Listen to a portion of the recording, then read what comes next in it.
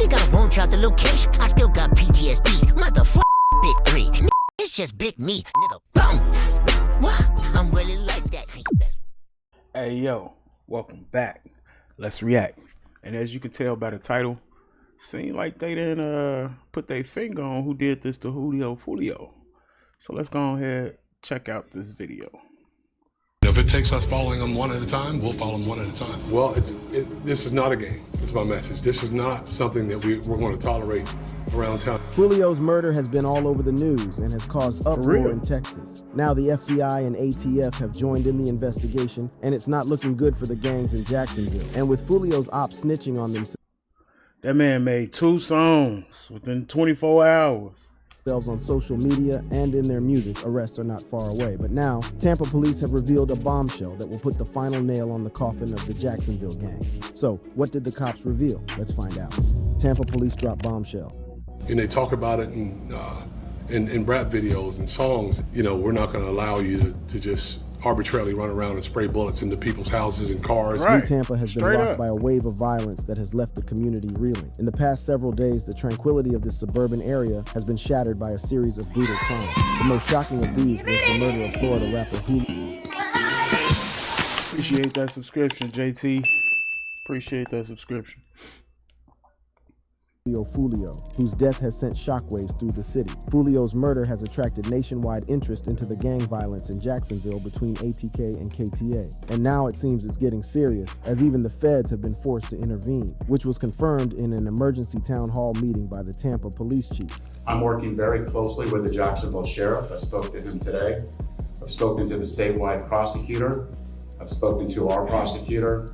I've spoken to the FBI and the ATF, and everybody is working together to ensure that we can.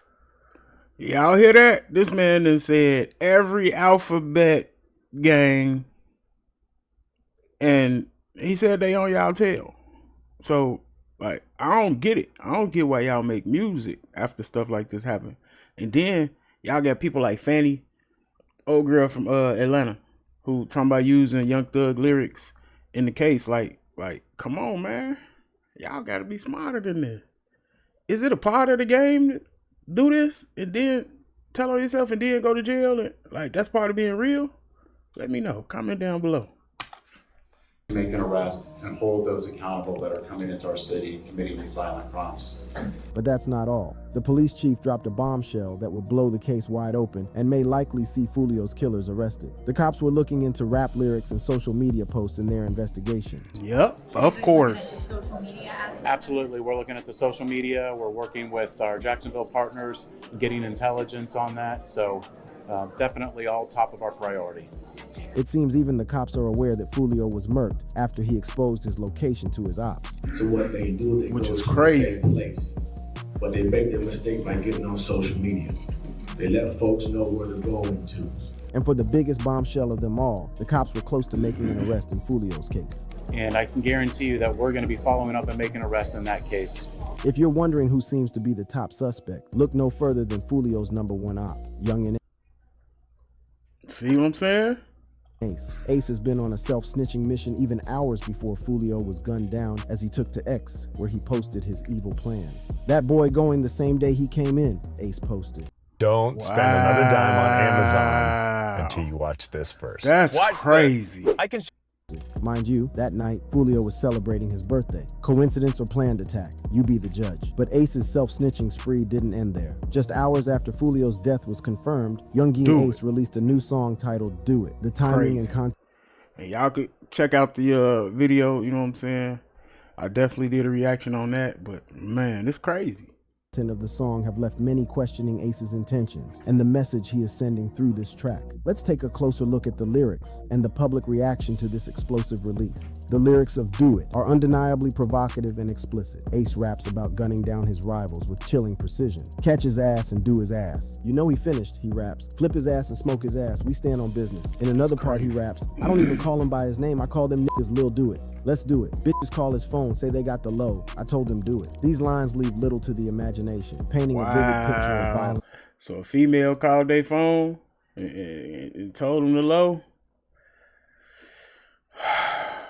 vengeance and retribution. The music video for Do It adds another layer to the song's menacing tone. In the video, masked men are seen shooting another man in what appears to be a motel parking lot. The imagery is stark and unsettling, mirroring the violent themes of the lyrics. While Ace doesn't mention Foolio by name, the timing of the release and the content of the song have led many to believe that it is a direct response to Foolio's murder. But Ace wasn't done snitching on himself. Barely a week after releasing Do It, he released yet another track, Game Over, where he took his self-snitching next to day a whole new level. The lyrics are diabolical, and there's no doubt that Foolio is the target. Right from the start of the music video, it's clear that it's a Foolio diss, as they brandish a bottle of Don Julio, which Ace takes a sip off before starting the song. While the song's intro is disrespectful enough, the lyrics are nothing short of evil. In fact, he literally explained what happened that morning Foolio was shot and killed. 5 in the morning, I got a call. What is this? Dead on the floor, dead on arrival. Mr. Six, I'm steady screaming out, F the long, F the 6 inches, 4 in the car, and one of them dead, 3 got hit. Ace raps. First, Foolio was killed at around 5 in the morning. Apart from that, he references Mr. Six, a title that Foolio often used in his lyrics. Shockingly, Ace even describes the number of people who were in the car that got shot up, which is what is in the police report. And if you have any doubt that Ace was talking about Foolio's murder, he went on to rap, bullets through this windshield, can't miss him with this chopper. And at this point, like, what is you, a psychic? You speaking things into existence or telling people about the future, or you snitching? It's one or the other. It ain't no in between. Well, the news was filled with Foolio's windshield riddled with bullets. And what's crazy is Foolio had a bunch of warnings, man, before this. He done came close to transitioning a few times in the past. And it's like, man, when y'all gonna start taking these warnings? I hope a few of these people from Chicago take these warnings. Cause man, y'all done been through it. And it seemed like y'all don't know that it's an end to going through it. So man.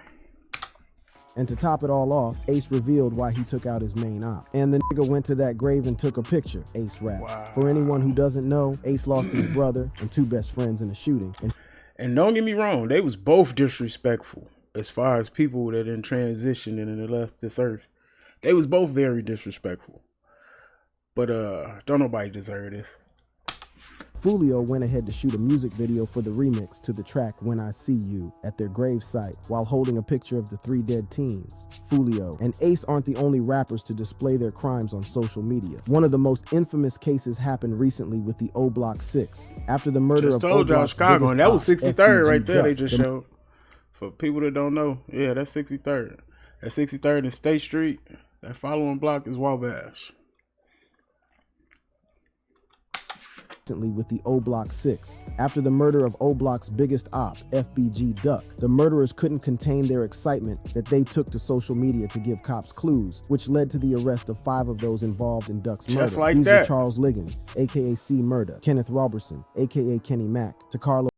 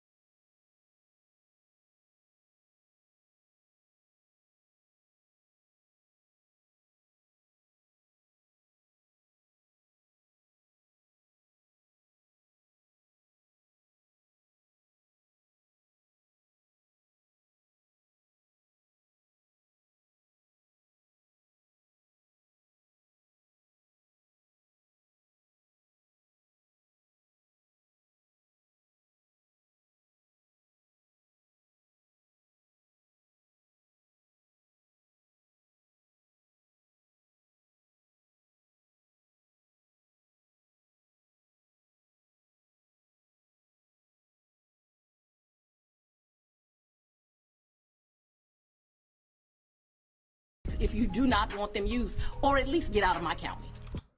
You see that? Like, she just gave it to you cut and dry. Like, that's what it is. Like, stop telling on yourself on camera in these videos. And if you don't want no smoke, get up out her county. Which is understandable, but it's a gray area right here. While Ace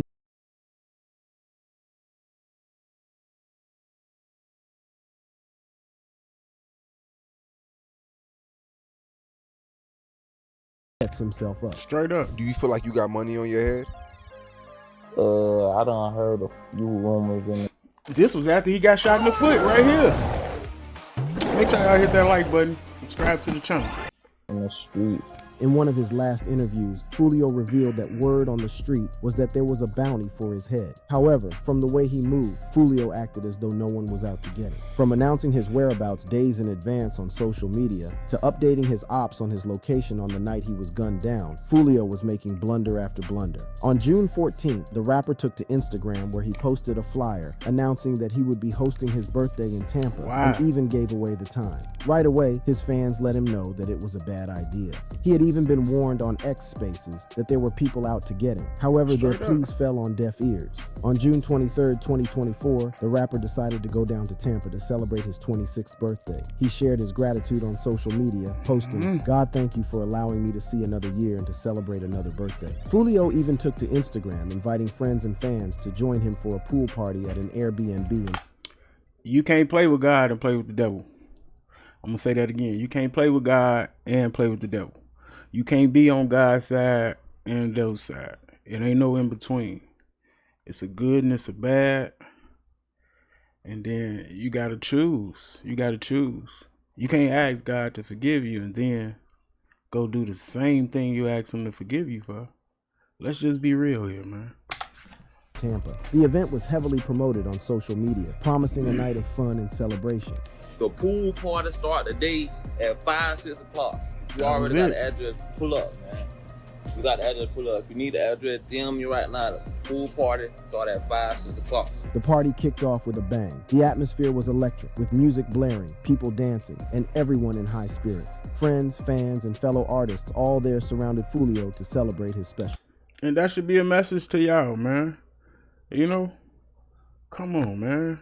All them people in there, somebody dropped their location. Somebody in the stairwell, somebody that was in that party dropped that man's location. But for him to have all these people around him that he may know or don't know, and he know that it's a bag on his head, that's crazy. Day. The rapper shared moments from the party on his Instagram story, showing off the lively crowd and the festive mood. Got me drinking, cuz. I don't even drink, cuz. Appreciate everybody popping out for my birthday, you know what I'm saying? Birthday! Happy birthday! Everybody got their shot, put their shot in the air, man. Okay, David. Everybody take this shit on 3, man. 1, 2, 3. However, the party was abruptly. I ain't never heard them say that. That's a Chicago thing. On King David. I ain't never heard them say that. Ever. They from the South, right? Like, what are you talking about on King David? Y'all let me know, because I'm confused. To shut it down. The group had exceeded the maximum occupancy allowed at the Airbnb, forcing them to leave. According to Foolio's attorney, Louis Fusco, the event became too rowdy, drawing the attention of the local police. Law enforcement arrived at the scene, and due to the excessive occupancy and noise complaints, they decided to shut down the party. That's Chicago, y'all. Instagram. Hey, the police could have got paid to, you know what I'm saying, get them to move around. Who knows? To express his frustration. He posted that the police had shut down the party and kicked him out of the Airbnb. Right, police shut us down and kicked us out Airbnb. That's crazy work, he posted. Undeterred by the disruption, Foolio and his entourage decided to continue the party elsewhere. They relocated to the Holiday Inn Tampa North on East Fowler Avenue, hoping to keep the birthday celebration alive. We can't do my birthday, man. Everybody coming up the stairs. Couch, man. You know what I'm saying? It's crazy. You know what I'm saying? You know what I'm saying? Deep as hell. And what's crazy is 9 times out of 10, he probably got the person on camera who dropped his low. For real. Deep as hell, 20 deep.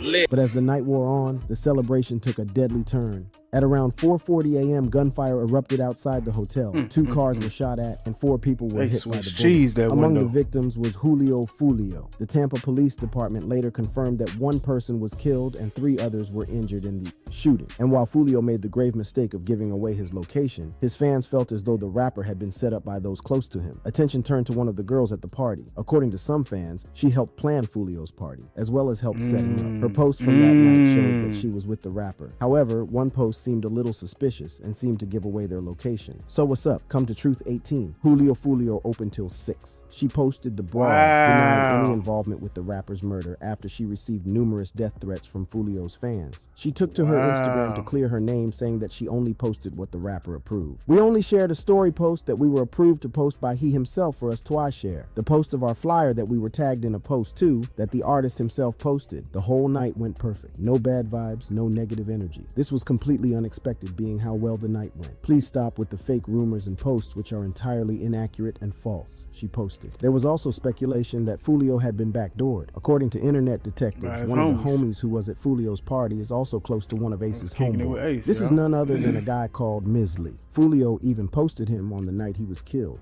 Got my brother with me, he done popped out for me for my birthday. He done time it lit. Oh God, yeah. Well, Misley has been spotted with one of Ace's affiliates, rapper Backstreet. In fact, just 3 months before the attack, the two took a vacation to Mexico together, something that baffled the internet. Dude really out here on vacation with the ops. Wow. How Foolio even with dude after this, I don't know. How you gonna say Foolio your mans, but you posted up with his ops in the last pic? Asked another. And now, the internet has come up with a theory that Misley gave Backstreet the drop on Foolio, who then shot him in the face. Backstreet TK got the low from Misley and shot Foolio in the face. One comment read, didn't say he was at Foolio birthday party. What if this set him up? Another fan commented, well, the two are already getting death threats from Foolio's fans and maybe even affiliates. Did they really conspire to have Foolio killed? And with Foolio gone, will the gang war de-escalate? Not likely. Foolio's affiliates are getting ready to strike. In fact, Foolio's Instagram account they done already got some get back already. One guy just died, what was that, yesterday or day before?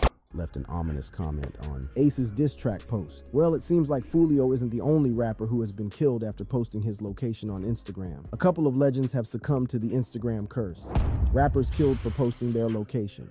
To start us off is PNB Rock. September 12, 2022 started like any other day for PNB Rock. The Philadelphia-born rapper decided to enjoy a meal at the iconic Roscoe's House of Chicken and Waffles that was crazy in Manchester Avenue in South Los Angeles. Accompanied by his girlfriend, the couple was looking forward to a simple, relaxing afternoon. As they settled into their meal, an Instagram post tagging their location would prove to have devastating consequences. At the time of the robbery, PNB was with his girlfriend. While having their lunch, PNB's girlfriend posted a location tagged photo of their lunch date on her Instagram stories. Shortly after the post went live, a gunman stormed into the restaurant. Brandishing a firearm, he demanded jewelry and other valuables from PNB Rock. A struggle ensued, and in a horrifying turn of events, the assailant opened fire, striking the rapper. The chaos inside Roscoe's was palpable as patrons and staff scrambled for safety. PNB Rock was rushed to a nearby hospital. That kind of took me back to the Nip assassination.